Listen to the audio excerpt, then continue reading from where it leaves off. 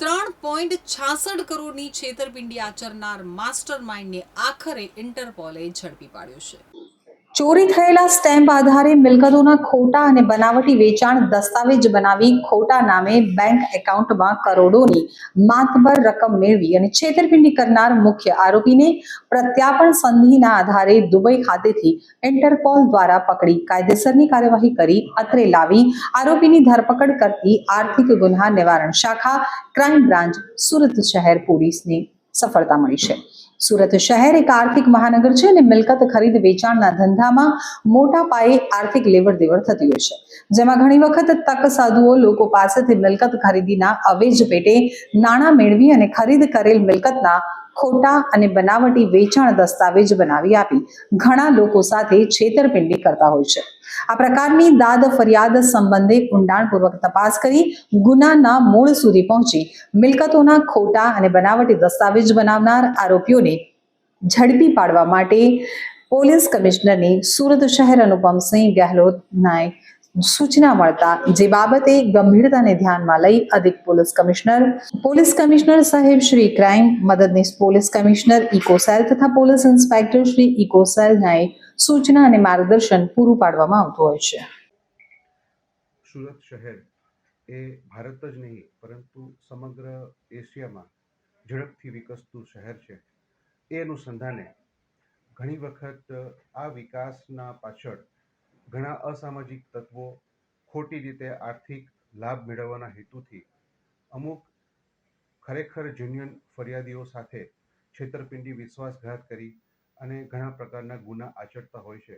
એ જ પ્રકારનો એક ગુનો 2022ની સાલમાં બનવા પામેલ હતો, જેમાં ફરિયાદી શ્રી જ્ઞાનચંદ જૈનની સાથે અમુક આરોપીઓએ ખોટા દસ્તાવેજો કરી અને તેમને 4 પ્રોપર્ટી વેચાણ આપી તેમની સાથે વિશ્વાસઘાત અને છેતરપિંડી કરેલ।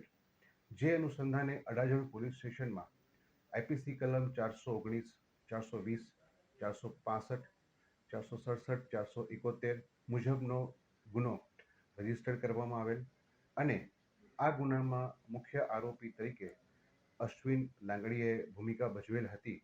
અશ્વિન લાંગડિયા ઉપરાંત અન્ય 7 એટલે કે ટોટલ 8 આરોપીઓને અત્યાર સુધીમાં ધરપકડ કરવામાં આવેલ છે અને આ જ આરોપીઓ પૈકી એક આરોપી ઉપવન જૈન કે જે પણ સુરતનો જ રહેવાસી હતો, તે પોતે ગુનો આચર્યા બાદ તુરત જ દુબઈ ભાગી ગયેલો હતો।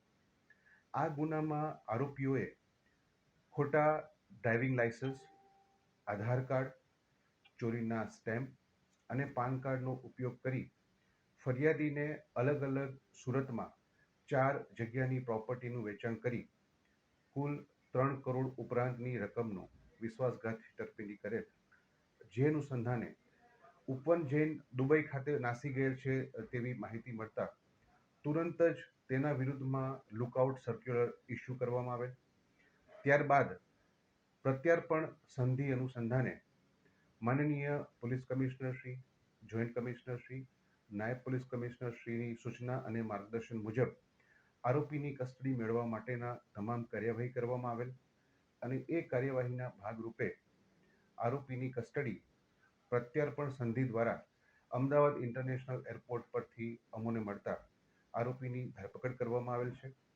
ધરપકડ બાદ આરોપી હાલ રિમાન્ડ ઉપર છે। તેમજ આ ગુનાના કામે જે અલગ અલગ અકાઉન્ટો ખોલવામાં આવેલ છે, તેમાંથી જે પૈસા ઉપાડવામાં આવેલ છે, એ તમામ બાબતોની તપાસ હાલ ચાલુ છે। કેટલા રૂપિયાની આખ્યા છે?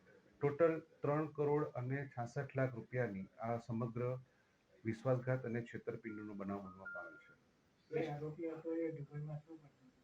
આરોપીની હજી પૂછપરછ જસ્ટ કસ્ટડીને કારણે અમારી શરૂ છે અને આ બાબતે વિશેષ માહિતી મળ્યાથી આપને અવગત કરવામાં આવશે। સરકારી સ્ટેમ્પ કઈ રીતે મેળવી? સરકારી સ્ટેમ્પ ચોરીનો જે સ્ટેમ્પ હતો અને એ ચોરીનો સ્ટેમ્પ મેળવી અને આ ગુનામાં ઉપયોગ કરવામાં આવે